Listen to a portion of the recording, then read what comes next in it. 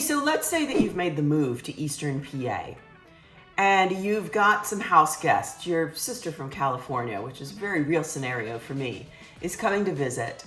And she says, what can we do as a day trip? Well, today we're going to explore day trips from right here in the Lehigh Valley. I've got a whole bunch of them that will take you about an hour to an hour and a half to drive to. You spend the day there doing the touristy things. You get back, you sleep in your own bed. So come along with me.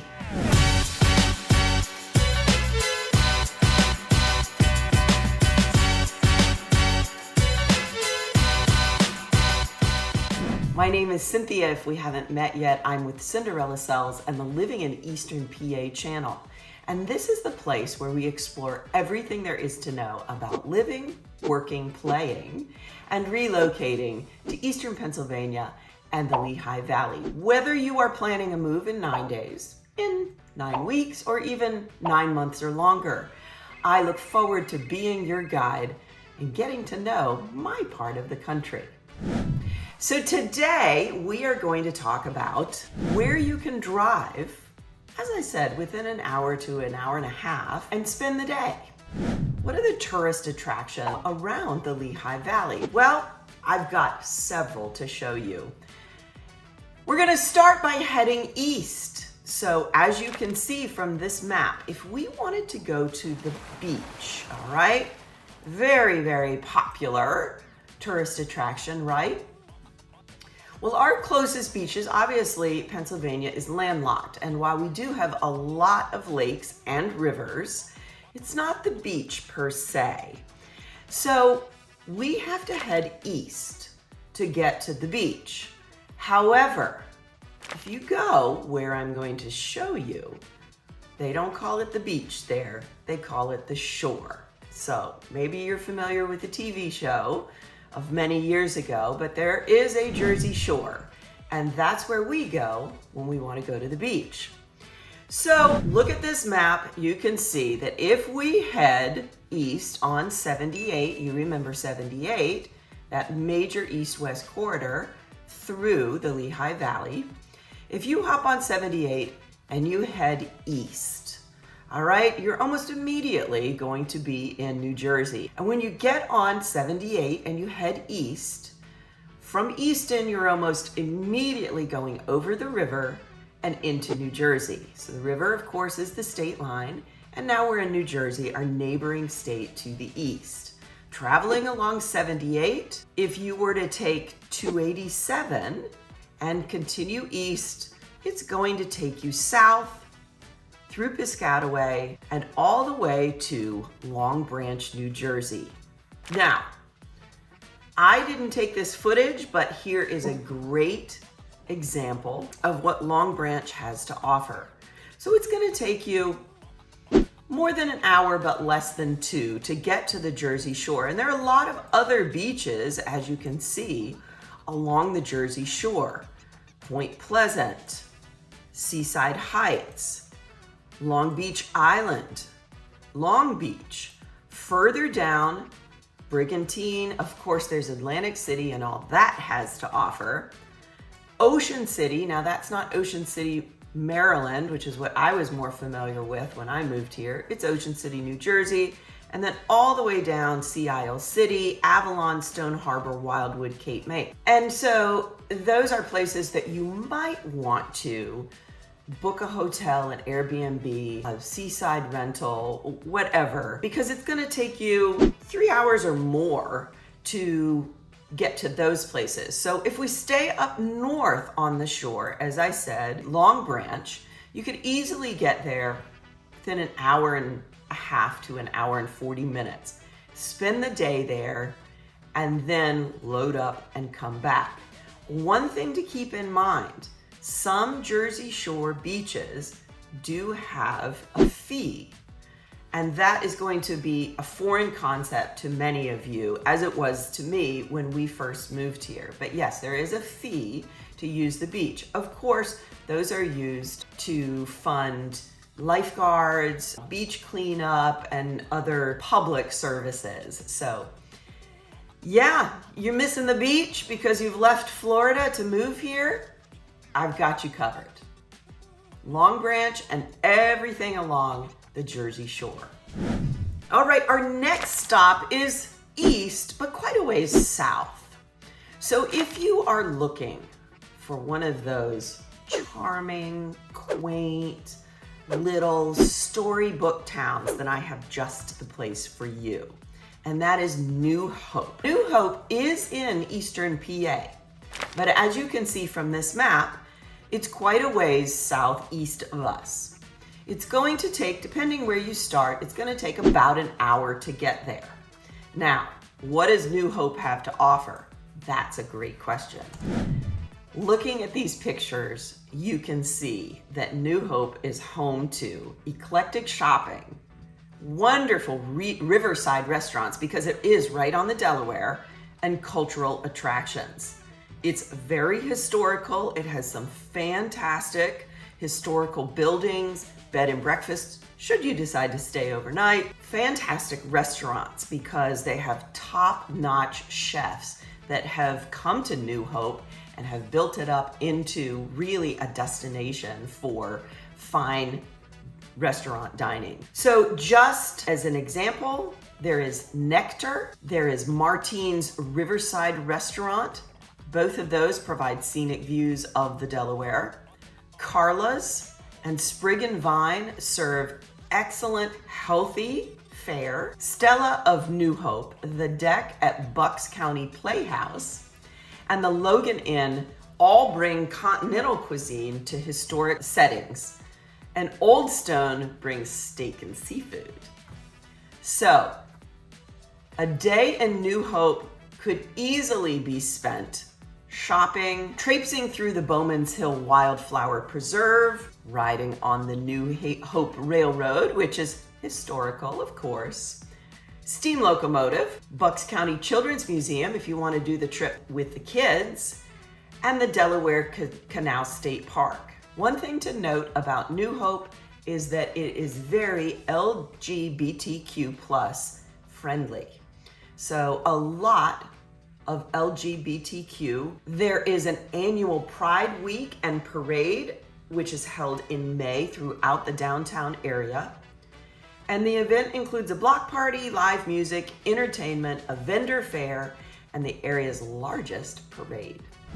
Further south and a little ways west of New Hope is Longwood Gardens. Longwood Gardens will probably take you close to 2 hours to drive to. Longwood Gardens is one of America's quintessential landscapes, a place of ever-changing seasonal beauty, handcrafted feats of horticulture wonder, and an awe-inspiring collection of the most beautiful plants from around the globe. Longwood Gardens not only is gardens, but they have wonderful programs of horticultural display, music. Sometimes they have cooking demonstrations, and you really must put it on your agenda around Christmas time because what they do there is magical.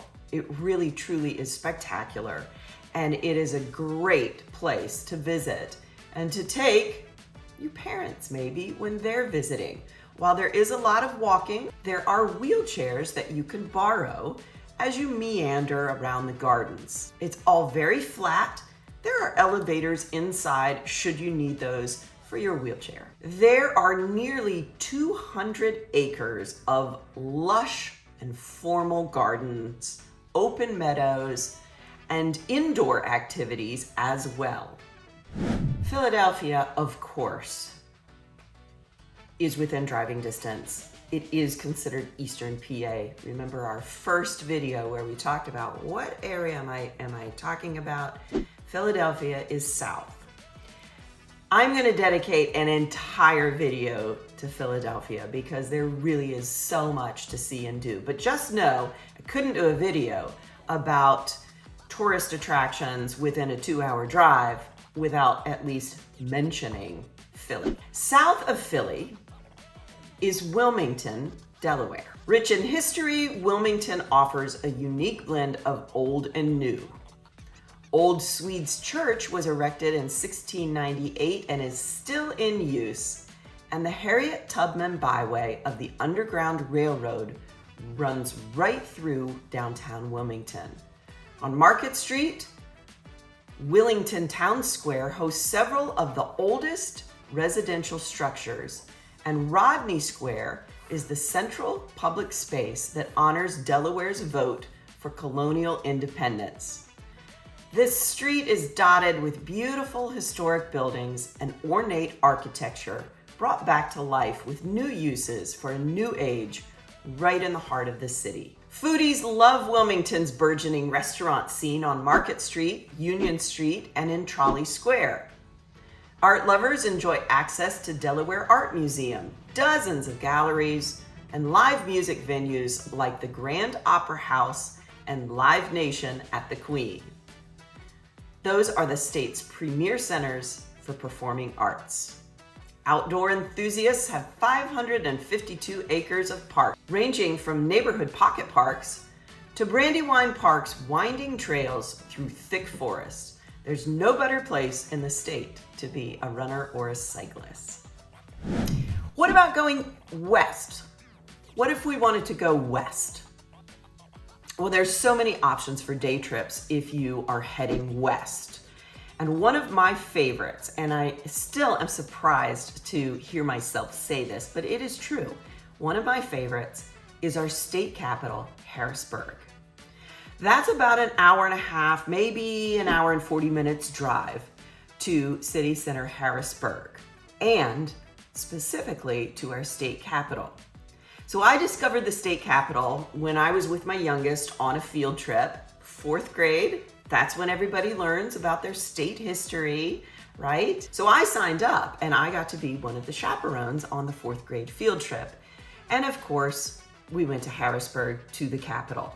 That was my first capital tour. And let me tell you, we have a stunning state capital, a really amazing piece of architecture. And I've taken several people there on day trips from my home here in the Lehigh Valley. So let's take a look. As you can see, here's a shot of my late father and my 2 daughters who got dragged on this tour because I really wanted to show it to my dad. They happened to be available, so they got dragged along as well. But I'm telling you, we really had a nice time. Every single tour guide that I have had on a tour of the state capital has been informative, interesting, full of facts, and just incredibly positive. Obviously, the PA State Capitol building is a functional seat of government where laws are passed and public policy is set for the over 12 million residents of Pennsylvania. However, visitors are welcome to explore the Capitol building at their leisure on regular weekdays, or you can take one of the guided tours. You do want to allow plenty of time to visit the gift shop and the Capitol Visitors Center. There's a lot to learn there as well. One of the things that the tour guide will tell you is that the Capitol building could never be replicated, could never be rebuilt today.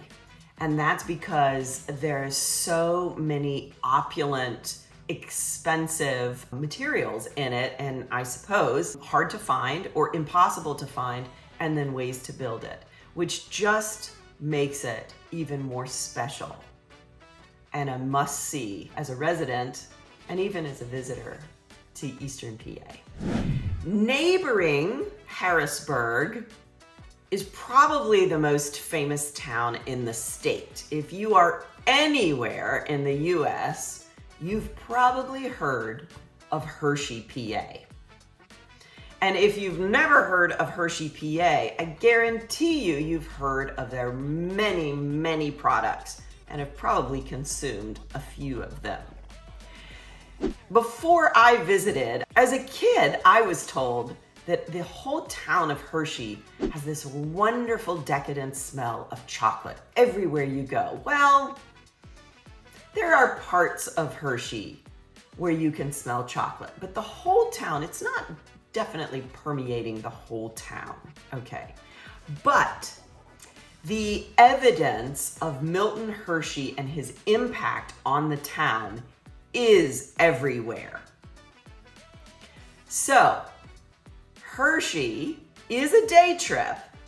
It really is only going to take you about an hour and a half to 2 hours, but there is a lot to see and do there. So if you don't want to stay overnight, you certainly can make it a day trip. But if you really wanted to explore the town, you're going to need more than a day. Should you decide to stay overnight and have the full experience, there are of course plenty of options for overnight. The most indulgent would have to be the Hotel Hershey. It is known for its refined elegance, signature service, and abundant amenities.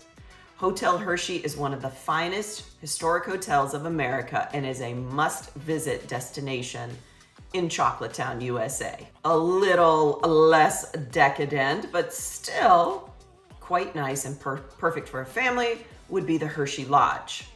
One of Hershey's main attractions is called Chocolate World.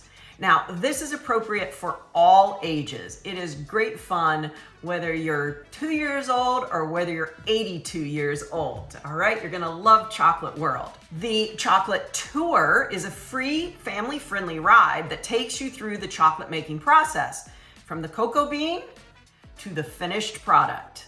It's fun, it's educational, and it features singing cows. How could you not love it? You could also create your own candy bar.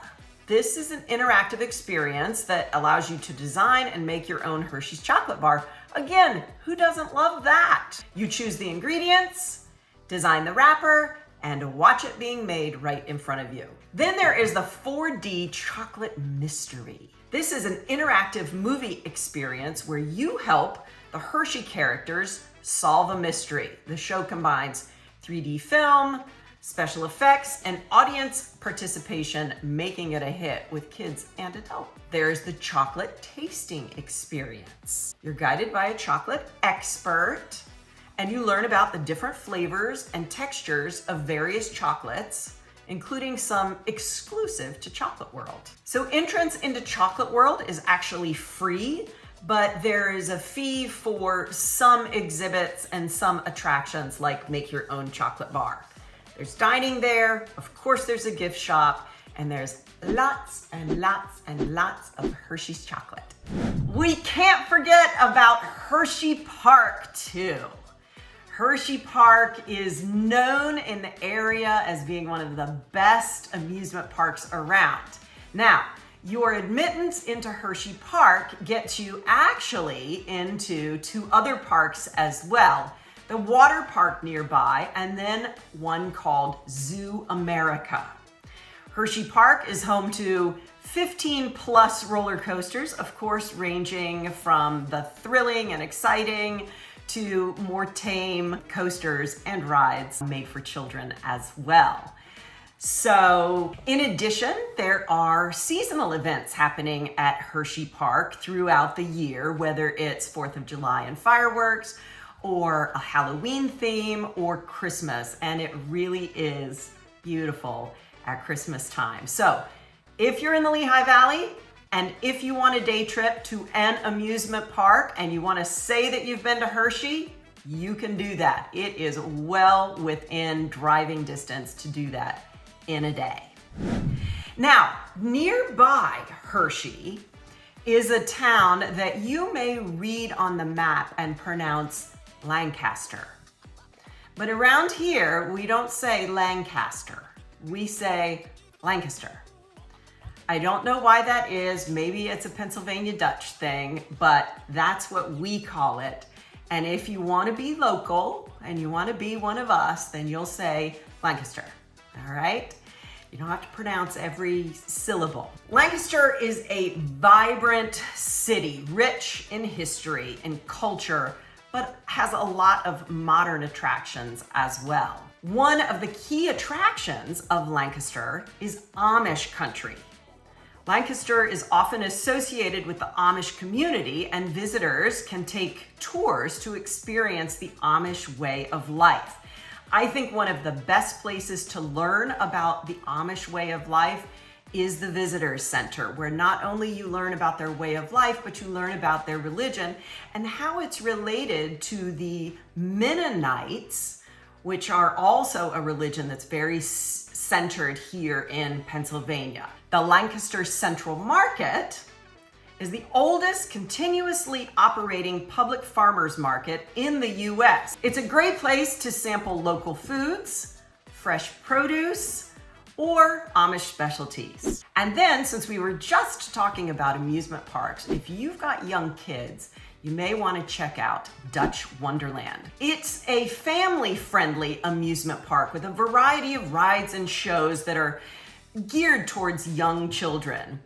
And it is themed around the Pennsylvania Dutch heritage. Lancaster County is also home to numerous covered bridges. They are often referred to as kissing bridges, which make for a scenic drive or bike ride. And downtown Lancaster has a thriving arts scene, with Gallery Row being a hub for local artists. The area is filled with galleries, studios, and shops where you can purchase unique artwork. Then there's the Lancaster Science Factory, an interactive science museum that's fun for both kids and adults. And they offer a lot of hands-on exhibits that explore various scientific concepts. Located just outside of Lancaster is the Strasburg Railroad. This historic steam train offers scenic rides through the countryside, and they often have themed events and special excursions. Lancaster is also known for their farm-to-table dining, and if you really want a true Amish dining experience, you could go to a restaurant like Plain and Fancy, where all of this is served family style. There's a gift shop, of course, and you can pick up things, mementos, and souvenirs from your trip to Amish country and Lancaster.